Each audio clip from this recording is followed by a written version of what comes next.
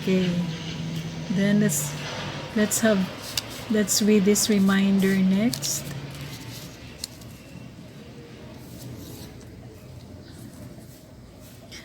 Do not tighten too much so you can see where to insert. Okay, do not tighten too much. Let's go to number 7. Okay. Insert on 2 beads left. Okay, going there on the left side, insert on 2 beads. So 1, 2. 1, then 2. So, okay, you have inserted on 2 beads now. 1, 2. Okay. So as you can see, you always put your left thumb in the middle. Okay. To flatten the beads, to flatten what you have formed. Let's go to the next one. String 2 beads. So you're going to string 2 beads. Where's the hole? Here. 1. And then 2. String 2 beads. And then 2. String 2 beads. String 2 beads, then back insert on 3 beads. So when you back insert, make sure that the beads that you strung is separate, so it will be easier for you to know where to begin counting backwards. Back insert on 3 beads. So let's count. 1, 2, then 3. So do not insert here. Insert on the protruding beads. So when you back insert 3 beads, 1, 2, 3. Okay. So you insert here. This is where mostly the mistake lies, when you insert on the wrong bead. So 1, 2, 3. Okay. So you have inserted now. Back insert 3 beads. So you have this. Now you just have to adjust the string. Okay, a little bit. Adjust it a little bit. So, okay. So now you have this. Okay. So just be careful where you insert. It has to be on the uppermost bead. Let's go to number 8. We're almost done. Let's go to number 8. Insert on 2 beads left. So insert on 2 beads left. This is 1 and 2. Okay. Insert on 2 beads left. You have 1, 2.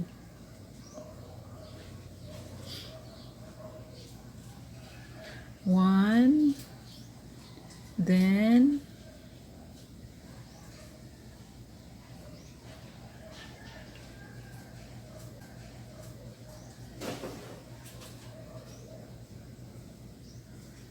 okay, 2. So here are your 2 beads. Then string 2 beads. We're going to string 2 beads. 1, then 2. string 2 beads. You have your 2 beads here. Then back insert on 3 beads. So count backwards. It is here. 1, 2, and 3. Not down below. This one. 1, 2, 3. Okay. So insert here. Insert your string here.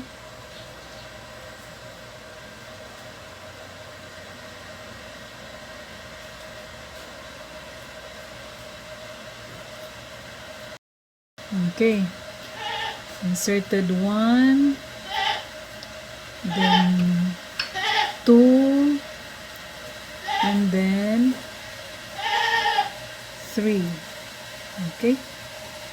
So back insert on 3 beads. Then pull. Okay. Back insert on 3 beads. Let's go to number 9. Let's go to number 9, everyone.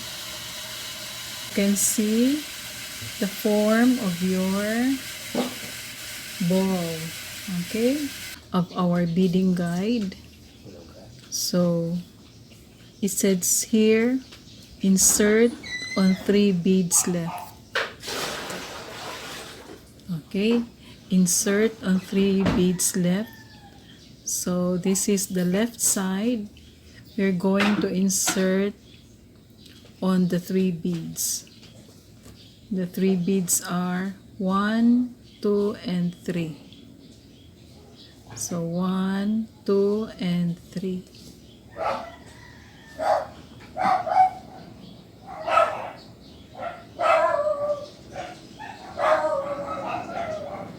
One,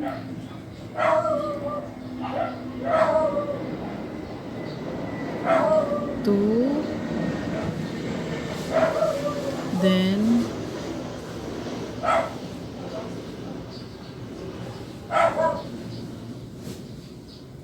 3.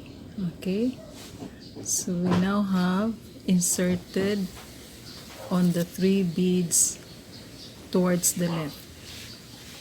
Let's go to the next instruction. It says here, string 1 bead. So let us string 1 bead.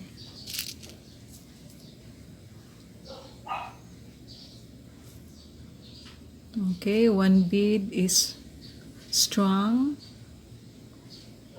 So do not put it very near the other beads, because you will have difficulty in counting the number of beads when you count back insert. So separate the string, the beads that you have strung. So after we string 1 bead, next we have back insert 4 beads. So you back insert on 4 beads. So when you back insert, you count backwards. So you count from where your string is, you count backwards. 1, 2, 3, and 4. So back insert 4 beads. 1, 2, 3, and 4. Remember that you insert only on the uppermost bead, not the ones below. So back insert only on the protruding beads. So back insert 4 beads, 1, 2, 3, and 4. Okay, 1, 2, 3, 4. We insert here.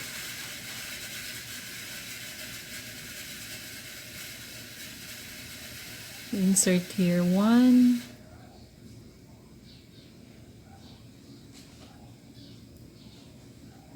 Then 2.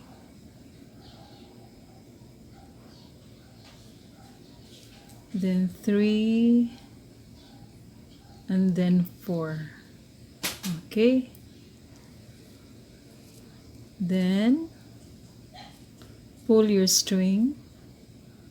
As you can see, I have not removed my right thumb from the middle or from the center of the beaded ball.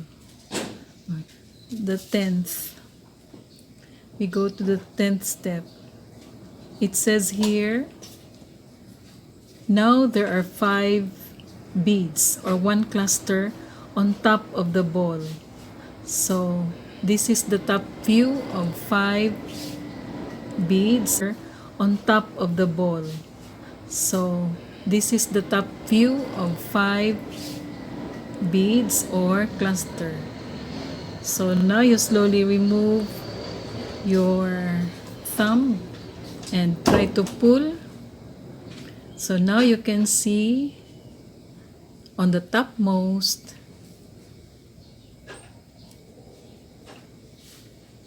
okay, you can see topmost the 5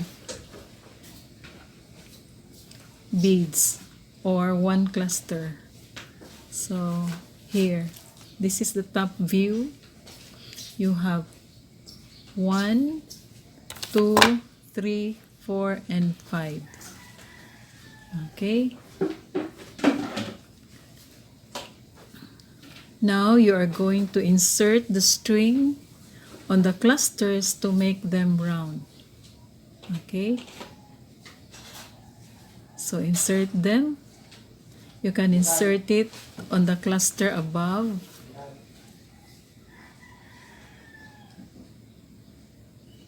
Because they're not yet round, although it's already done, it's finished. But you have to make them round. So just insert on the cluster above, on the 5 beads above the top view.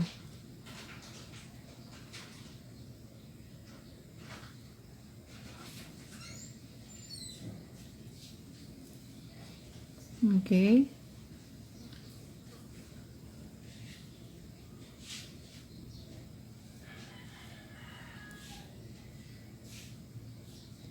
This is the 5th bead.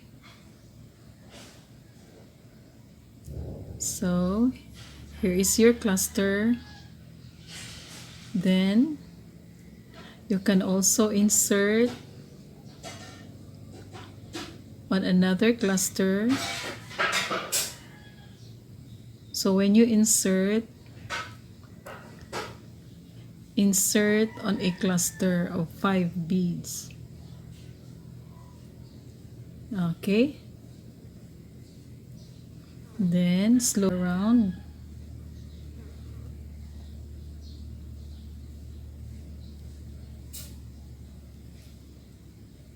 Okay. So here is your beaded ball.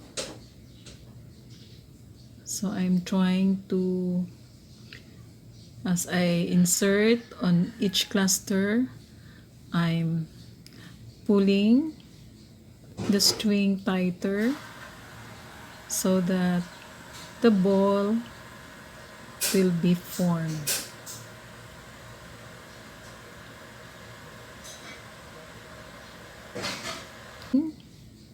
The string tighter so that the ball will be formed.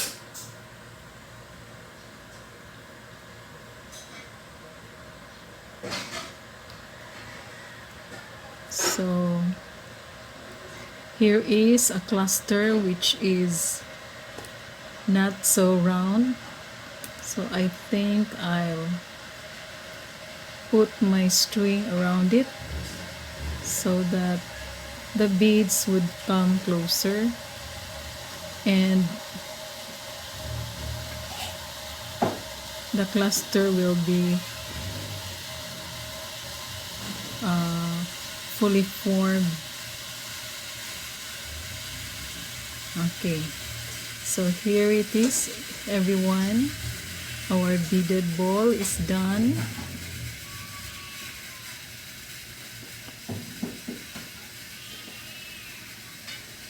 So it says here, make a knot, and then we're done. So I'll insert my string here.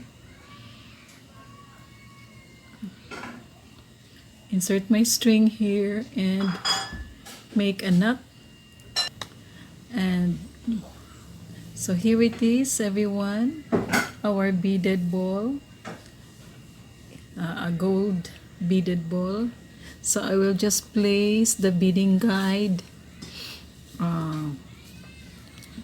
at the end, so that, or at the beginning of the video, so that you will be able to have it screenshot and have your own copy of this beading guide.